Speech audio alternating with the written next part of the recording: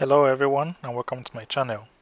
Today I'm gonna be showing how to remove the seat cover of a Mercedes Benz ML350. If you want to know how I got this chair removed, you can watch my previous video. I'm gonna add it to the description. This chair, as you can see, was ripped and it's looking so ugly.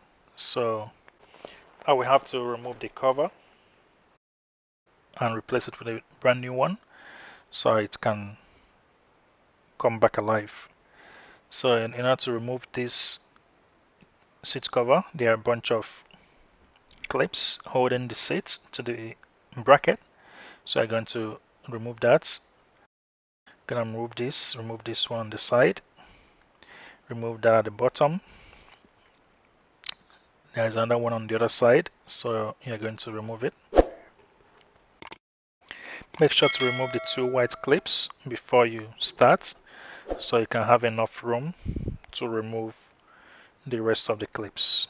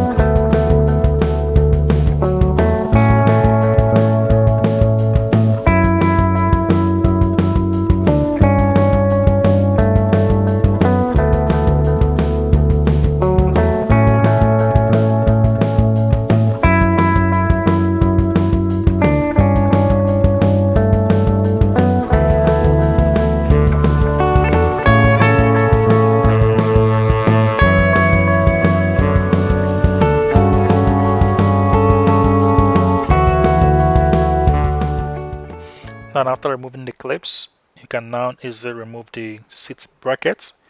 This is so that you can have enough room to work on the actual chair. Okay, so this is the bracket. Now put it aside and then focus on removing the seat cover from the phone. So there are some pins holding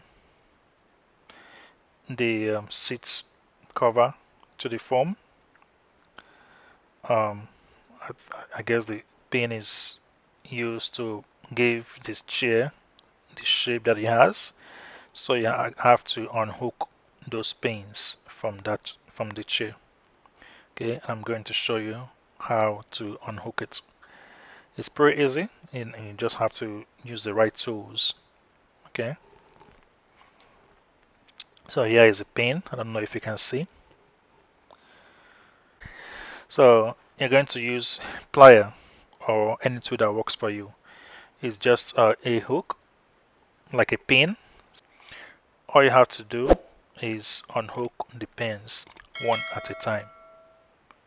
And I'm going to show you how I was able to do it.